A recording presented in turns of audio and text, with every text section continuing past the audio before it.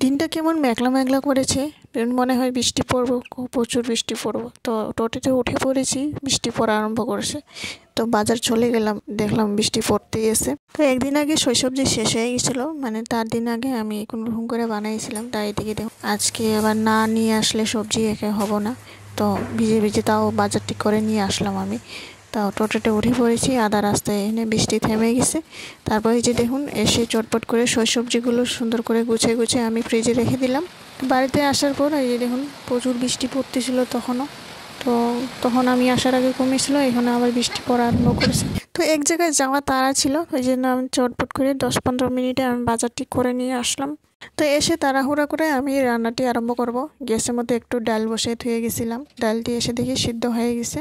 তো এদিকে আমি এসে তাড়াহুড়া করে এই যে দেখুন ডালটি সম্বার দিয়ে দিব, পাঁচফোড়ন একটু আদা কুচি করে এখানে দিয়ে দিই। তো তারপর 3-4টে সজনা ছিল, সজনা সুন্দর করে কেটে ছোট ছোট করে আমরা এখানে ডালের মধ্যে দিয়ে দিই, সুন্দর সিদ্ধ হয়ে যায়, সুন্দর খুব ভালো লাগে সজনা ডাল দিয়ে। তারপর এদিকে দেখুন 2টা টমেটো কেটে দিয়েছি, তারপর ধনিয়া পাতা দিয়ে একটু সামান্য একটু চিনি দিয়ে নামাই নিলাম। তারপর এই যে দেখুন একটু মিষ্টি কুমড়া কেটে নিয়েছিলাম। তা আজের মিষ্টি কুমড়াটা খুব ভালো ছিল, সুন্দর করে কেটে ধুয়ে শুয়ে এদিকে আমি একটু আদা দিয়ে পাঁচফোড়ন দিয়ে তারপর এদিকে দেখুন মিষ্টি কুমড়োগুলো দিয়ে দিই, দিয়ে 5-6 মিনিট মতো এই যে দেখুন হলুদ লবণ দিয়ে সেদ্ধ করে নিলাম। কি সুন্দর নরম নরম হয়েছে, ধনিয়া পাতা দিয়ে নামাই নিব আমরা। এরকম করে মিষ্টি কুমড়োর সবজি করে আর রুটি বানাও, খুব সুন্দর হয় খেতে।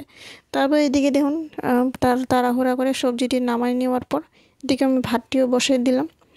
ভাতটি বসিয়ে দেওয়ার পর এদিকে হয়ে যাওয়ার পর ভাতটি, তারপর এদিকে দেখুন একটু শাক, লাউ শাক আর একটু আলু কেটে নিয়েছি, এদিকে লাউ শাক দিয়ে সুন্দর করে একটু সর্ষে বাটা দিয়ে বানিয়ে নিব।